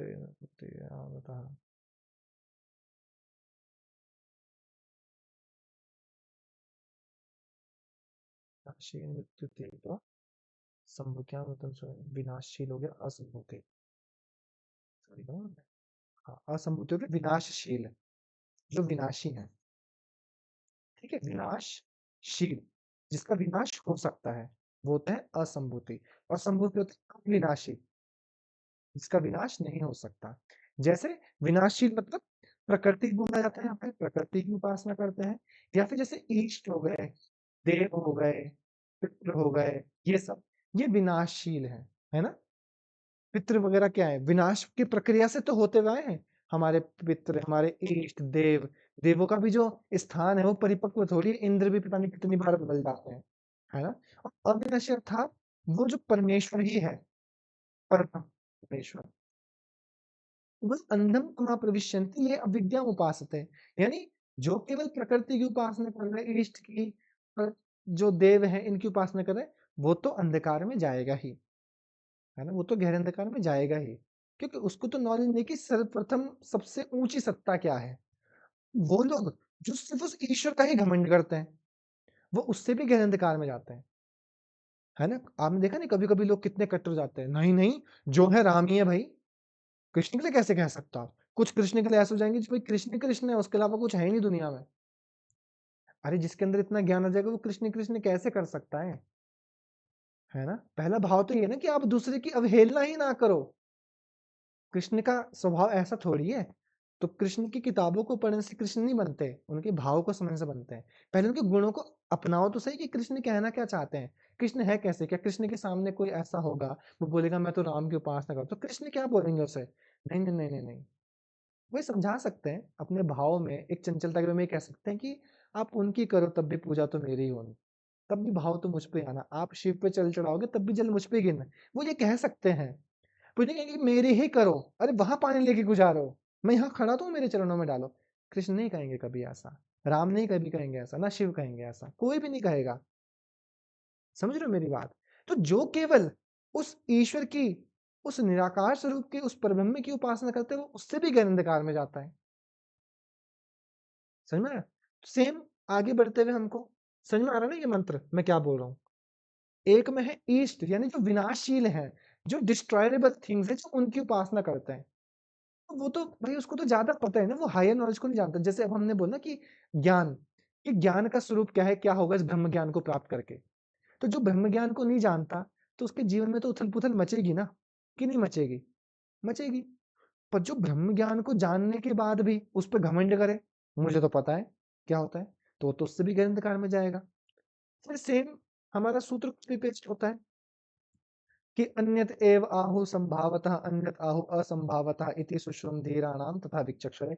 अर्थात हमने ऐसा सुना है धीर मनुष्यों से कि असंभूति का अलग फल प्राप्त होता है, संभूति का अलग फल प्राप्त होता है। तो हे गुरुवर, हे जो मेरे वो हैं आचार्य, आप मुझे इन दोनों के बारे में समझाइए कि दोनों का फल क्या-क्या है? वही चीज़ हमको यहाँ पे बोलते हुए बोला। तो हमको क्या बोला इसमें? बोला कि संभूतिं च विनाशम च, संभूति च विनाश। तो संभूति मतलब हो गया विनाशी और विनाशम मतलब असंभूति। याद रखना ये वर्ड उसी का दूसरा नाम है। हाँ, मैं एक बार ऐसे प्रश्न में गलती कर चुका हूँ। च यस्तो द्वे उभयम सहा, मतलब जो असंभूति और संभूति, अविनाशी और विनाशी दोनों को साथ में जानता है, दोनों की साथ में जान के उपासना करता है। मतलब विनाशेन मृत्यु तीर्थवा, वो विनाशेन अर्थात किसकी बात करें? असंभूति से, असंभूति से मृत्यु तीर्थ यानी मृत्यु सागर को पार कर जाता है और संभूतियाम यानी अविनाशी ईश्वर की उपासना कर अमृतम अर्थात उस अमृत तत्व की मोक्ष की प्राप्ति करता है। अमृत तत्व की और मोक्ष की प्राप्ति करता है। अब इसमें क्या कॉन्सेप्ट बनता है, जैसे लास्ट टाइम मैम मुझसे पूछने आया कि इसमें प्रश्न कैसे आता है? पहले आता है कि भैया, जैसे एक बार प्रश्न ये आया हमारे को पहले मंत्र से कि इस लाइन का अर्थ बताओ कि इस लाइन में किसका वर्ड यह है कि भोग का त्याग करके। ठीक है, ऐसा है। इस शब्द का अर्थ क्या है कि नान्य थे तो अस्ति, ऐसे करके वर्ड आ गया था। तो इसलिए आपको कुछ ना कुछ वर्ड के मतलब पता होना चाहिए, इसलिए मैं टेक्निकली आपको वर्ड टू वर्ड समझा रहा हूँ। फिर आता है कि कर्म करते हुए कितने वर्ष तक जीना चाहिए, ये प्रश्न आ सकता है। आ सकता है कि जो आत्मा का हनन करते हैं वो कैसे लोगों को प्राप्त करते हैं, या असुरी नाम के लोगों को कौन कौन प्राप्त कर सकता है, ये आ सकता है। ईश्वर की उपासना में क्या कहा गया है, वो गति करता है नहीं गति करता है, या ईशावास्य उपनिषद के इस मंत्र को क्रम से लगाओ, तोड़ के दे देंगे। एजति अनेजति दूरे अंतके सर्वस्य बाह्यात अंतरस्य, ऐसे लिख देंगे। तो आपको पता होना चाहिए कि कैसा ये आता है। अब आते हैं ऐसे चीजें भी, ठीक है, फ्रैंकली स्पीकिंग। ठीक है, ये पूछा जा सकता है। फिर मैंने बताया ईश्वर का नाम पूछा जा सकता है। पूछ सकते हैं कि ब्रह्म ज्ञान का फल क्या था, वो किसी से घृणा नहीं करता। ईशावास्य उपनिषद के अनुसार ब्रह्म ज्ञान की प्राप्ति का फल क्या है, उससे कोई मोह शोक नहीं होता, ऑप्शन दे देंगे। उसे घृणा नहीं होती, उसको सबसे प्रेम होता है। अब घृणा नहीं होती और प्रेम होता है, दोनों अलग अलग बातें हैं, समझ लो। टेक्स्ट बोलता है कि ना विजुगुप्सा घृणा नहीं होता, इसका मतलब ये नहीं कि प्रेम भी होता है। किताब ये नहीं बोल रही ना, किताब जो बोल रही है उसके अकॉर्डिंग हमको देखना है। ठीक है, अष्टांग योग सिद्ध हो जाता है, कुछ भी डाल देंगे आपके लिए। ये ईश्वर के नाम प्रयगात शुद्ध अकाय आवरण असनाविर शुद्ध अपापविद कवि मनीषी विभु स्वयंभू, तो ये आपको नाम याद रखना है। फिर आता है कि विद्या, विद्या का कॉन्सेप्ट मैंने बताया, विद्या अविद्या। विद्या हो गया हमारा ज्ञान, विद्या हो गया कर्म। उपासना दोनों की साथ में उपासना करने से अविद्या से मृत्यु को पार और विद्या से तत्व की प्राप्ति। सेम चार्ट में संभूति असंभूति, ये हो गया हमारा अविनाशी। अविनाशी परमेश्वर भी लिख सकता, ईश्वर परमेश्वर, और विनाशी या विनाशशील इष्ट देव पितृ कर्ते, ये सब नाम लिख सकते हो। तो दोनों की साथ में उपासना करनी है। तो क्या होगा, विनाशीन मृत्यु तीर्थ मृत्यु को पार। देखो सेम है, अविद्या असंभूति एक लाइन में है, इसी को विनाशी बोलते हैं। और विद्या और संभूति जिसको अविनाशी बोलते हैं। अब ये सारे एक साथ मत कर देना, अविनाशी जो विनाशी नहीं है, याद रखना, इन नाम के से कंफ्यूज होता है। तो सॉरी, मोक्ष की प्राप्ति या अमृत तत्व की प्राप्ति, अमृत तत्व की प्राप्ति होती है। तो ये इसका मेन कॉन्सेप्ट, इससे प्रश्न आता है कि ईशावास्य उपनिषद के अनुसार अमृत की प्राप्ति होती है। अमृत की प्राप्ति किससे होती है? अमृत की प्राप्ति जल्दी बताओ। संभूति। संभूति। हाँ, नैन्सी सही बोल रही है, बोलो नैन्सी। नैन्सी आप सही बोल रहे थे, बोलो। विद्या और विद्या और मतलब संभूति दोनों से होती है ना अमृतत्व की प्राप्ति, यही तो समझना है। एक नहीं, दोनों से हो रही है अमृतत्व की प्राप्ति।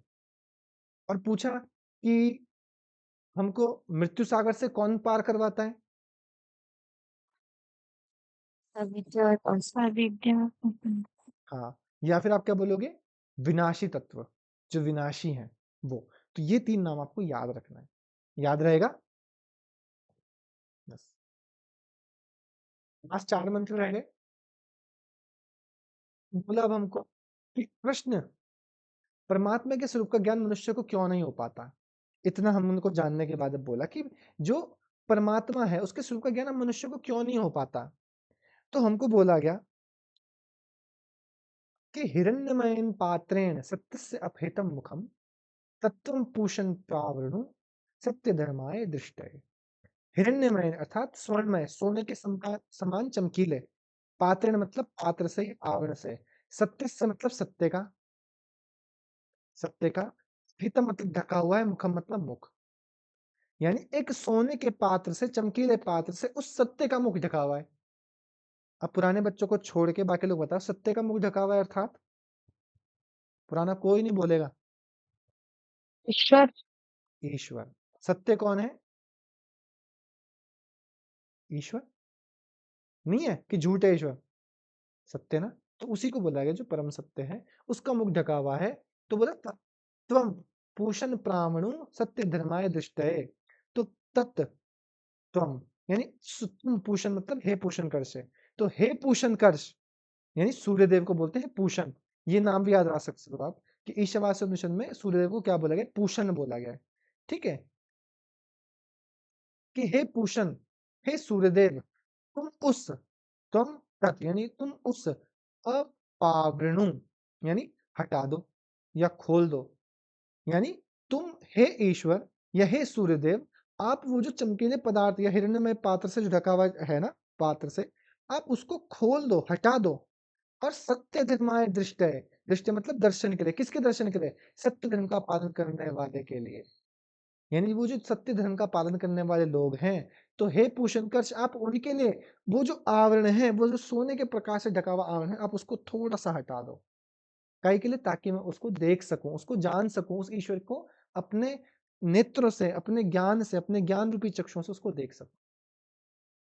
समझ में आया? तो क्या बोला? हिरण्यमयीन पात्रेण सत्य सपितम मुखम तत्तम पूषण प्रावण सत्य धर्माय दृष्टये। अर्थात क्या बोला जाता है कि चमकीले स्वर्ण आदि के पात्र से सत्य का मुख ढका हुआ है। हे सबके पोषक परमात्मा, आप उस सत्य स्वरूप के दर्शन के लिए उस आवरण को हटा दो। इसका यह आशय है कि धन के लालच ही मनुष्य को धर्म से विमुख कर देता है कि नहीं? भोग पदार्थ इत्यादि का लालच हमें क्या करता है? धर्म के मार्ग से हटा देता है। धन के लोभ में मनुष्य अधर्म क्यों प्रवृत्त होता है? जैसे जैसे हम क्या करते हैं, धर्म, अपने धन के लिए कि यार ये भी कमाना है, वो भी कमाना है, इतना पैसा हो, ये हो, वो हो, है ना? तो हम क्या करते हैं? लोग का जेब काटना स्टार्ट करते हैं, तो अधर्म के प्रवृत्त होते हैं। ऐसी दशा में सत्य स्वरूप भगवान का दर्शन मनुष्य को कदापि नहीं हो सकता। उस मनुष्य को कैसे होगा दर्शन जो जिसके मन में कलुषता भरी पड़ी है? इसलिए मंत्र में प्रार्थना की गई कि हे परमात्मा, हे कि आप उस आवरण को हटा दे जिससे अविनाशी प्रभु के दर्शन हो सके। यहाँ सत्य शब्द धर्म और ईश्वर दोनों का वाचक है। ठीक है, दोनों के वाचक के लिए, धर्म और ईश्वर दोनों के वाचक के लिए सत्य का उपयोग किया गया है। फिर हमको बोला गया कि पूषण कर्षयम सूर्य प्रजापते व्यूरश्मिन समूतेजः यते रूपम कल्याणोत्तमम तते पश्यामि यो असवसो पुरुषः सोहमस्मि। अर्थात पूषण, पूषण हे सूर्यदेव जो सबका पालन पोषण करने वाले, क्योंकि सूर्य जब उगता है उसी प्रकार से है ये सृष्टि की पूरी संरचना चल रही है, नहीं चल रही है, उसके कारण ही ये पूरी सृष्टि का बैलेंस बना हुआ है। तो सबका पालन पोषण करने वाले हे पूषण कर्ष, एक अर्ष मतलब एकाकी गति करने वाले यानी अकेले विचरण करने वाले। तो हे सूर्यदेव, हे अकेले गति करने वाले या एक ही फ्लो में गति करने वाले सूर्य, यम सूर्य प्रजापते, यम मतलब नियंत्रक, है ना, संयम करने वाले, हे सूर्यदेव प्रजापति के पुत्र। ठीक है, तो मतलब विभिन्न नामों से पुकार है आपको कि यम सूर्य प्रजापति के पुत्र, हे ईश्वर, हे सूर्यदेव, व्यू रश्मिन समूह तेजा, अर्थात व्यू मतलब होता है हटा दो, अलग कर दो। रश्मि मतलब अपने किरणों के समूह, मतलब समूह जो उसका समूह है, उसका जो प्रकाश का पुंज है, तेजः मतलब अपने तेज को, यानी हे ईश्वर, हे सूर्य, हे प्रजापति, हे यम, हे पूषणकर्ष, आपकी जो रोशनी का पुंज है, आपके प्रकाश का जो पुंज है, आपके जो तेज प्रकाश की जो रोशनी है, उसकी जो किरणें हैं, आप उसको हटा दो, उसको व्यू कर दो, उसको हटा दो।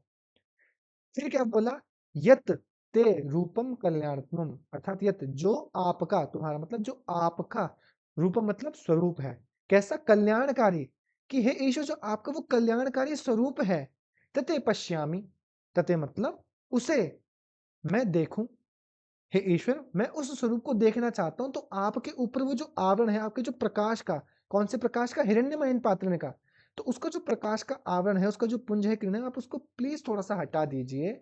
और जब वो हटाते हैं तो क्या होता है, बोला यो अस्मसो पुरुष सोहम अस्मि, अर्थात यो मतलब जो वह, असु मतलब वही पुरुष, ब्रह्म वह मैं ही, अर्थात जैसे सोहम अस्मि आता है, अहम ब्रह्मास्मि, वही हमारा इससे लाइन रिलेटेड है, कि जब वो जो रोशनी हटती है और जब मैं उसके परे किस चीज को देखता हूँ, अब आप देखोगे कैसे, ऑब्वियस सी बात है कि आपकी ज्ञान का लेवल बहुत होना चाहिए, आंखों से नहीं देखोगे। ये मत सोचना कि आप सूर्य को बोल रहे कि भगवान अपनी रोशनी थोड़ी धीरे कर लो, कि भगवान ने सूर्य ग्रहण लगा दिया, आप बोल रहे चश्मा पहन के वाह वाह वाह वाह क्या है, इसके अंदर तो मैं ही दिखाई दे रहा हूँ, ऐसा नहीं। मतलब वो ईश्वर का तेज इतना ज्यादा है, एक जगह पे अपने आपको अर्जुन समझ के रखो, वैसे आप अर्जुन तो हो नहीं, ना मैं हूं ना कोई है। सोचो अर्जुन जैसे धनुधर को भी ईश्वर का स्वरूप देखने के लिए दिव्य चक्षु की जरूरत थी, वो भी ऐसे नहीं देख सकते थे। तो हमें तो दिव्य चक्षु के साथ लेंस वेंस पता नहीं क्या क्या लगाना पड़ेगा, इतना बड़ा टेलीस्कोप लगाना पड़ेगा ईश्वर को देखने के लिए। हम तो इतने वो है, मतलब मूढ़, मूढ़ तालम कुंचिका किम वाला स्थान है हमारा तो, है ना। तो हमको तो ऐसे देखना पड़ेगा। तो जब मैं उस ज्ञान, यानी उसके लिए मेरे अंदर ज्ञान होना बहुत जरूरी है। जब मेरे अंदर उतना ज्ञान होगा और उस ज्ञान को प्रदर्शित करने वाले स्वरूप को मैं देखूंगा, तो मुझे क्या लगेगा कि वो जो ज्ञान देने वाला है और जो ज्ञान मेरे अंदर है, ये दोनों एक ही तो है। ज्ञानी से ज्ञान भिन्न नहीं हो सकता ना, कि भिन्न हो सकता है, नहीं हो सकता ना। ज्ञान ही अपना आप में ज्ञान है, उसके अंदर ही वो ज्ञान निहित है। तो वैसे ईश्वर को जब मैं देखता हूं यहां से, तो मुझे पता चलता है कि सोहम अस्मि, ये कोई और नहीं, ये अहम ब्रह्मास्मि, ये तो मैं ही हूं।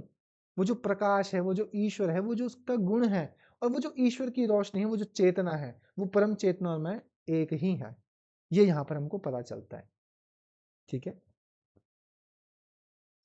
अब देहवासन के समय में मनुष्य को क्या कर्तव्य है, मनुष्य का क्या कर्तव्य है, वह क्या कहते हैं कि अब जब आपका अंतिम समय आएगा, ठीक है, तो बहुत ही कंसाइज हमारा उपनिषद है, इसमें छोटे छोटे तरीकों से बहुत सारे आपको जीवन के बारे में बता रखा है कि अब आपके जब मृत्यु का समय आएगा तो आपको क्या करना है। तो बोला ओम वायु अनिलम अमृतम अथ इदम भस्मांतम शरीरम। ठीक है, ओम मतलब हे प्रणव स्वरूप, ब्रह्म का जो प्रणव स्वरूप रूप है ओम, जिसको हो जाता है कि वायु, वायु आपको पता है, अनिल मतलब वायु का सूक्ष्म स्वरूप जिसको बोलते हैं। ठीक है, और अमृतम मतलब अमर, अविनाशी। ठीक है, मतलब और इदम मतलब यह है, भस्म होने वाला या राख होने वाला शरीर। ठीक है, बोला ओम कृतोस्मर तम स्मर कृतोस्मर कृतस्मर, यानी अपने किए हुए कर्मों का स्मरण कर, अपने संकल्पों का स्मरण कर। अर्थात क्या बोले कि अनेक शरीरों में जाने वाला जीव अमृत है ना। हमारा जो जीव, जीव मतलब शरीर नहीं, जीव मतलब वो जो आत्मा है, वो क्या है, अमृत है। अमृत मतलब अविनाशी है। अमृत क्या होता है, अविनाशी, कभी मरण की शक्ति, है ना। नायम हन्यते हन्यमाने शरीरे, मतलब जिसको मारने के बाद भी, शरीर के मरने के बाद भी जिसको मारा नहीं जा सकता, वो है यह आत्मा, है ना। अर्थात मरण रहित, अर्थात नित्य है, परंतु यह शरीर केवल भस्म पर्यंत है। इस समय में है जीव ओम स्मर, ओम का स्मरण कर, बल प्राप्ति के लिए परमात्मा का स्मरण कर, कृतोस्मर कृतम स्मर, कि अर्थात ये जो आत्मा है वो तो अविनाशी है, परंतु जो शरीर है वो भस्मांतम है, वो भस्म हो जाएगा, राख हो जाएगा। तो इसलिए जब तेरा अंतिम समय आए तो ओम कृतोस्मर कृतम स्मर, यानी अपने किए हुए कर्मों का स्मरण कर, अपने किए हुए कर्मों का स्मरण कर। तू जो भी तूने कर्म किए तू अंतिम समय में उन कर्मों का स्मरण कर कि मैंने क्या कर्म किए, और उसके हिसाब से ईश्वर के सामने नतमस्तक हो, या ईश्वर के सामने अपने आप को सौंप। अंतिम मंत्र बोलता है हमको कि अग्नि नये सुपतारे अस्मिन विश्वानि देवायुनानि विद्वानः, अर्थात अग्नि, तो ओम से लेकर परमात्मा के स्वरूप में बोलते हैं कि अग्नि, यानी हे अग्निदेव। अग्निदेव क्या है? प्रकाश स्वरूप परमात्मा है। नए मतलब ले चलो, या हमारा मार्गदर्शन करो। अंतिम समय क्या होता है? अग्नि की आहुति दे दी जाती है हमको। अब उस समय में अग्नि को बोल रहे हैं कि हे अग्निदेव, हे प्रकाश स्वरूप परमात्मा। अग्नि क्या है? प्रकाश देने वाले हैं। कि नए मतलब मार्गदर्शन करो। कैसा मार्गदर्शन करो? बोला सुपथा रहे, अर्थात अच्छे मार्ग में, शुभ मार्ग में। रहे मतलब धन संपत्ति के लिए, परम कल्याण की ओर। कि हमको मार्गदर्शन करो अच्छे मार्ग के लिए, कल्याण के मार्ग के लिए हमारा मार्गदर्शन करो। असमान विश्वानी देव, यानी हमें, विश्वानी मतलब सभी, विश्व में सभी, देव मतलब प्रकाश स्वरूप प्रभु। वायु नानी, कर्मों के मार्ग, ज्ञान पूर्वक उपाय, जीवन के मार्ग। विद्वान मतलब जानने वाले, सब कुछ जानने योग्य। हाँ, विद्वान मतलब सब कुछ जानने वाले। बोला युयोधि, यानी दूर करो या अलग करो। किससे? अस्मात, हमसे। जु हुराणम, अर्थात बुराई की ओर ले जाने वाले। मतलब कि हे ईश्वर, हे अग्निदेव, मुझे कल्याण के मार्ग की ओर ले चलो।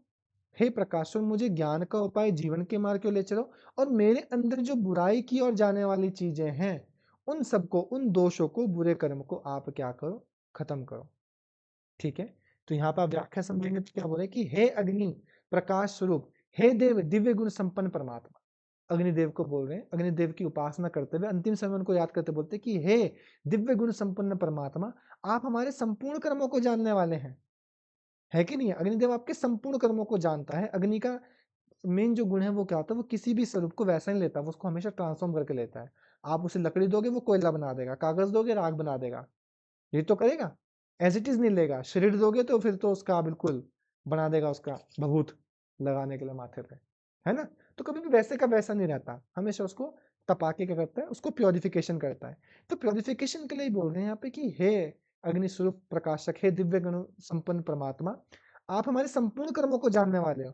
इसलिए ऐश्वर्य की प्राप्ति के लिए, कल्याण की प्राप्ति के लिए, अच्छे मार्ग की प्राप्ति के लिए हमारे अंदर के बुराइयों को हटा के विपरीत मार्ग पर चलने रूप पाप को दूर कर दीजिए। हम आपको बारंबार नमस्कार करते हैं। तो यहाँ पर हमारा ईशावास्योपनिषद समाप्त हो जाता है। एक बार मैं ओवरव्यू बताता हूँ आपको क्या क्या चीजें, बिल्कुल ध्यान से देखिएगा, आपको रिवीजन करने में आसानी होगी। जब भी आप रिवीजन करोगे ईशावास्योपनिषद का, सबसे पहले ईशावास्योपनिषद मंत्रों की संख्या 18। दूसरा सबसे छोटा उपनिषद है शुक्ल यजुर्वेद, 40वां अध्याय। ये हो गया इसका शॉर्ट फॉर्म में इंट्रो। पहला है ईश्वर का वास संपूर्ण जगत में है, इसलिए भोग या धन चुराने की कामना मत करो। एक लाइन में लिखना है। दूसरा, निष्काम कर्म करते हुए 100 वर्षों तक जीना है, कर्मों में लिप्त नहीं हो गए। तीसरा, यदि आत्मा का हनन करते हो, तमस से आवृत हो, तो सूर्य लोकों में जाओगे।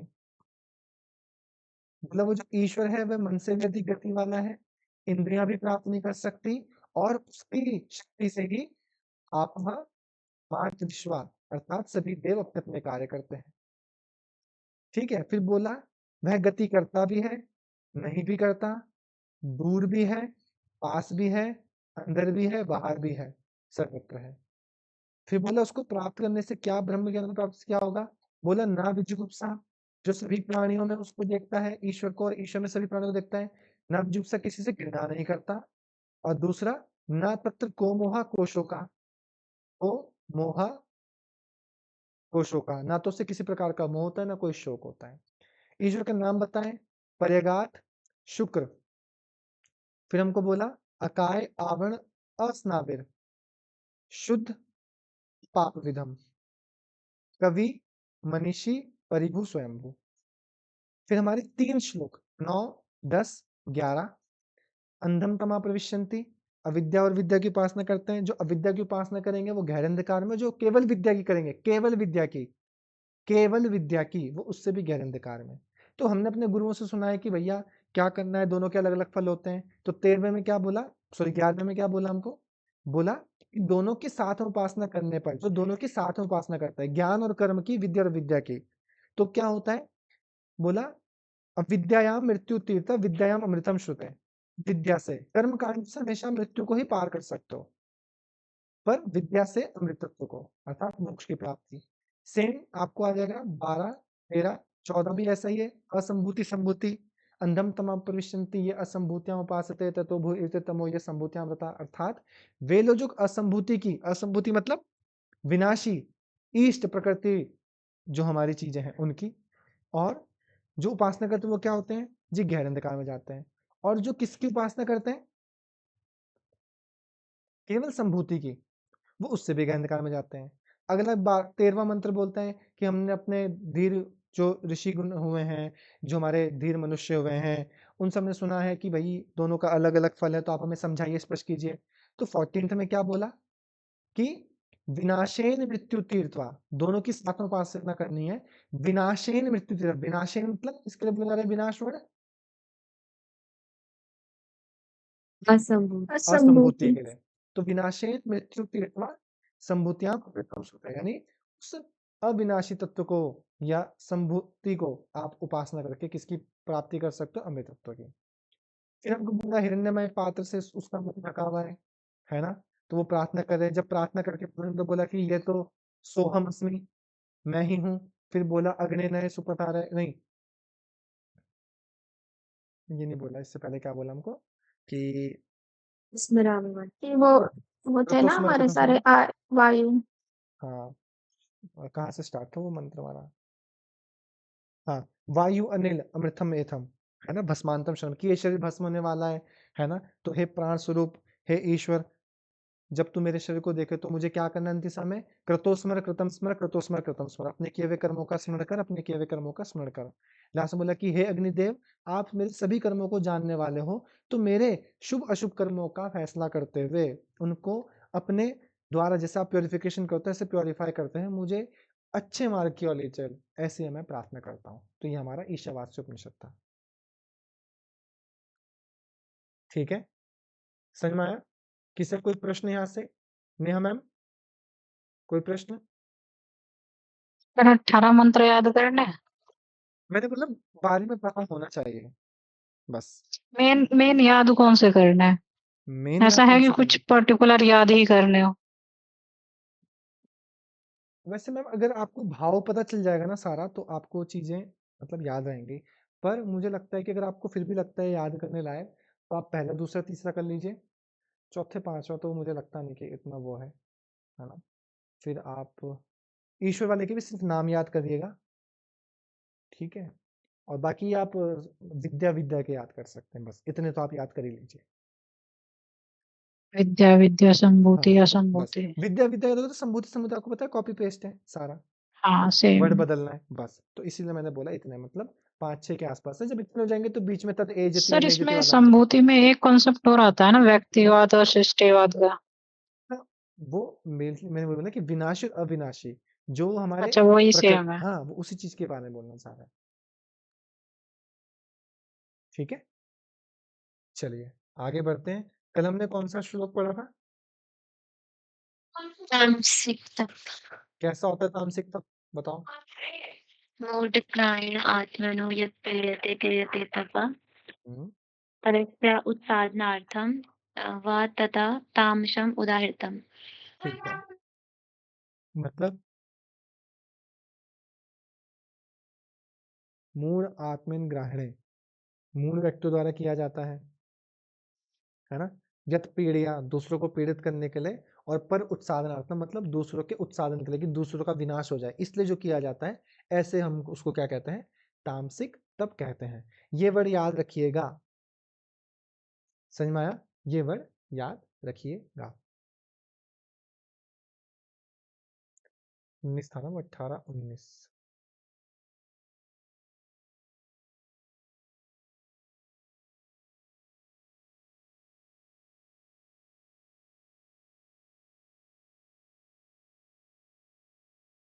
चलिए 20 वाला आ गया हमारा।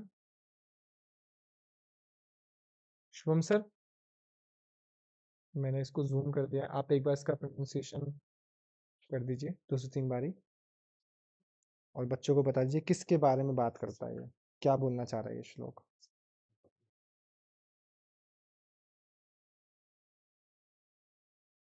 तो ये इसमें बात हो रही है सात्विक दान की। ठीक है, सात्विक दान। तो अब दान आ गया, जब दान करते हैं हाँ, ना, सात्विक दान कैसा होता है, अब सुनो ध्यान से। दातव्यम इति यद्यानम दीयते दातव्यम इति कारे। यद्यानम, यद्यानम, हाँ, यत् दानम, मतलब अगर संधि विच्छेद करेंगे यत दानम, तो ठीक है। यत् दानम हो दानम, जाएगा। दातव्यम इति, दातव्यम यत् दानम दातव्यम दीयते इति अनुपकारिणे दीयते अनुपकारिणे देशे काले च पात्रे च देशे काले च पात्रे च तत् दानम सात्विकम स्मृतम। तत् दानम सात्विकम स्मृतम। हाँ, ठीक है। अगर इसको साथ में पढ़े और लयबद्ध पढ़े तो ये कुछ इस प्रकार से होगा। दातव्यम इति यद्यानम दीयते अनुपकारिणे देशे काले च पात्रे च तद्दानं सात्विकं स्मृतम्। ठीक है, एक बार दोबारा बोल दीजिए, सब लोग रिपीट करेंगे एक एक करके लाइन को। ठीक है। मेरे पीछे बोलिए। दातव्यम इति यद्दानं दातव्यम इति यत्यानम दीयते अनुपकारिणे। दीयते अनुपकारिणे। अगर इसको मतलब लय में साथ में पढ़ेंगे तो आ नहीं आएगा, ठीक है। दीयते अनुपकारिणे आ जाएगा सीधा। ठीक, दीयते अनुपकारिणे। ठीक है। देशे काले च पात्रे च देशे काले च पात्रे च दानं सात्विकं स्मृतम्। दानं सात्विकं स्मृतम्। तद्दानं सात्विकं स्मृतम्। तद्दानं सात्विकं स्मृतम्। ठीक है। ठीक। तो पहला इसमें दातव्यम इति, दातव्यम इति मतलब क्या होता है कि दान देना ही मेरा कर्तव्य है। ठीक है, दान देना ही मेरा कर्तव्य है, जो इस भाव से करे, है ना। हमको क्या लगता है यार कौन देगा यार पैसे, की हमारी जेब से नहीं निकलता ना पैसा, पर सात्विक दान वही कि मेरा कर्तव्य है, क्योंकि भगवान ने मुझे बनाया है, भगवान ने मेरे को इतनी क्षमता दी है कि मैं किसी को दे सकूं। समझ रहे हो, बोला। और दियते अनुपकारिणे, अनुपकार के अर्थात प्रत्युपकार की आशा के बिना, मतलब उपकार कर रहा हूं मैं किसी को, है ना। ऐसा भाव नहीं होना चाहिए कि मैंने किसी का उपकार कर दिया, मैंने दिया ना, अब इससे तो देखना इसका घर बस जाएगा, ऐसा भाव नहीं होना चाहिए। सात्विक दान जब आप करते हो ऐसा भाव नहीं होना चाहिए कि मैंने किसी का उपकार कर दिया। ठीक है। और हमें किस किस का देना है, देशे काले च पात्रे, देश का, किस स्थान पे किस जगह पे कर रहा हूँ। ये थोड़ी कि मंदिर में जाके दान कर रहा हूँ, अरे मंदिर में क्या दान, वहां वैसे ही इतना इतना पैसा है, लोग चुरा चुरा के भाग रहे, है ना। तो पहले तो देश, फिर काल, किस समय में कर रहे हो। ये थोड़ी कि भैया अब वो आगे दिवाली आ गई, सब लक्ष्मी माता को चढ़ा रहे और तुम लक्ष्मी माता जी को पैसे दे रहे, जो तुम्हें देने वाले तुम उनके सामने रख रहे, लो जी, है ना। काल किस समय में कर रहे हो, जहां जरूरत है वहां तो क्या नहीं। और पात्र, किस पात्र को कर रहे हो, है ना। जहां पे सभी खा रहे हैं वहीं पे जाके तुम भी कर रहे हो दान, जहां पे जरूरत है, जो सच में पात्रता रखता है उस चीज की। यत दानम सात्विकम स्मृतम, यानी ऐसा दान को सात्विक माना जाता है। ठीक है। क्या बोले, दातव्यम इति, अर्थात दान देना ही मेरा कर्तव्य है, पहला वर्ड। सात्विक दान कैसा होता है, दातव्यम इति। दूसरा, दीयते अनुपकारिणे, अर्थात अनुपकार की, मैंने किसी पे उपकार नहीं किया, उपकार ना करने का, ये प्रत्युपकार की आशा के बिना, मैंने किसी का उपकार किया है, वो मेरा उपकार करेगा इस आशा के बिना करने वाला। और क्या देना, देश काले च पात्रे च, हमें देश का, काल का और पात्र का ध्यान देना है। यद दानम सात्विकम स्मृतम, अर्थात ऐसे दान को ही सात्विक माना जाता है। समझ में आया। तो हमने क्या बोला, दातव्यमिति यद्दानम दीयते अनुपकारिणे, सॉरी दीयते अनुपकारिणे देशे काले च पात्रे च यद्दानम सात्विकम स्मृतम। ठीक है। तो 2 बार 3 बार 4 बार इसको रिपीट करेंगे हम लोग, अभी जितनी बार हो सके उतनी बार रिपीट करने की कोशिश करो, फिर अपना बाद में भी इसको पढ़ना। क्या बोला हमने, दातव्यम इति यद्दानम दीयतेनुपकारिणे देशे काले च पात्रे च यद्दानम सात्विकम स्मृतम। दातव्यमिति यद्दानं दीयतेनुपकारिणे देशे काले च पात्रे च तद्दानं सात्विकं स्मृतम्। अब मैं पूरी पूरी लाइन बोलता हूँ। दातव्यमिति यद्दानं दीयतेनुपकारिणे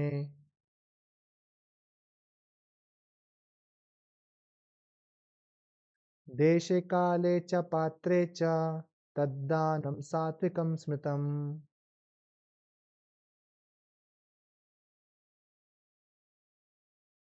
ठीक है, तो इस तरीके से आप बार बार इसको रिपीट कीजिए। अच्छे अच्छे श्लोक है, ये बहुत प्यारे प्यारे श्लोक है। मेन वर्ड जब याद नहीं तो इस पूरे श्लोक में कुछ बचता नहीं है एक्चुअल में, है ना। तो आप इनको याद करोगे, आपका कॉन्टेक्स्ट में बहुत अच्छी नॉलेज बढ़ जाएगी। ठीक है, हमने कर लिया है। कल हम नेक्स्ट उपनिषद पढ़ेंगे। आप इनको साथ साथ याद करते हुए चलिए। जो भी नए बच्चे हैं, Neha ma'am, Anamika ma'am, Shabnam ma'am, Mitali, Diksha ji, Priya ji, हर कोई इनको साथ साथ करिए। ये उपनिषद बहुत बड़े नहीं हैं, तो इनका भार मत बनाइए। ठीक है, इनको साथ कर लेंगे, आपको बहुत इजी लगेगा। आपको 2-3 पाठ तो ऐसे होंगे जो आप खाली गाड़ी में गाड़ी चलाते चलाते याद करके चले जाओगे। 2-3 मिनट ऐसी बन जाएगी आपके लिए, कभी किताब खोलने की जरूरत नहीं पड़ेगी। आपके उपनिषद हो गए, आपके योग सूत्र हो गए। ठीक है, चलिए, बाकी ओम, यहीं तक थी आज की क्लास। प्रणाम भैया। चलो।